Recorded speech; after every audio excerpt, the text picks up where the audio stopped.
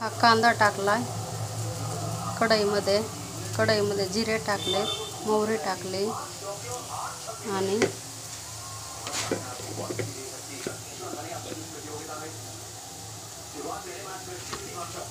एक चमचा तिखट टाकायचं।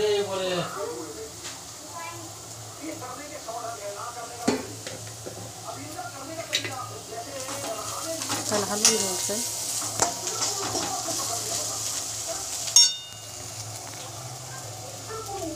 आता टमाटर टाकते,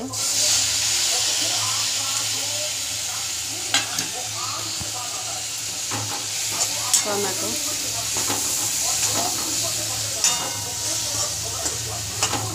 टोमॅटोची चटणी करते बघा मी। टोमॅटो कांदा घालून सुकी चटणी करते। थोडी चवीपुरती हळद टाकते,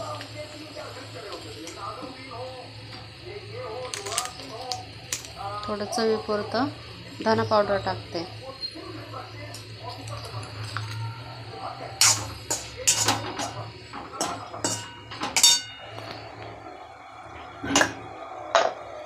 आता शेंगदाण्याचं कूट बारीक करून घेतलं मिक्सरमधून।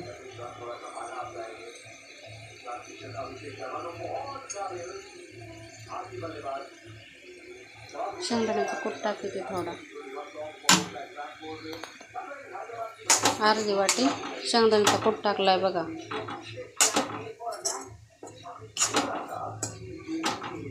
टोमॅटो चटणी तुम्ही करताय का?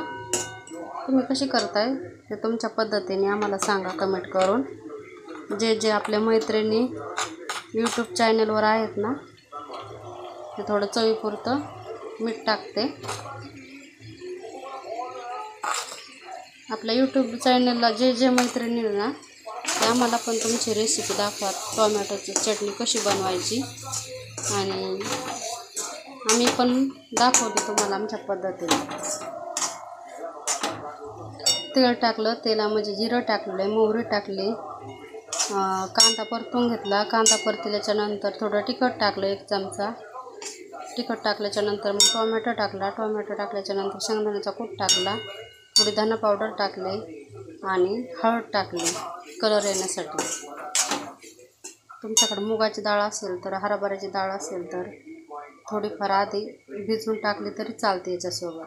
पण मी आता आहे ना, मिस्टर कामावरून आले तर डाळ टाकली नाही, कारण की त्याला भिजायला टाईम लागतं।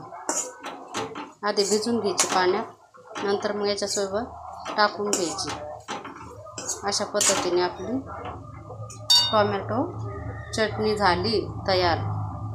आवडल्यास लाईक करा, आपल्या व्हिडिओला सबस्क्राईब करा।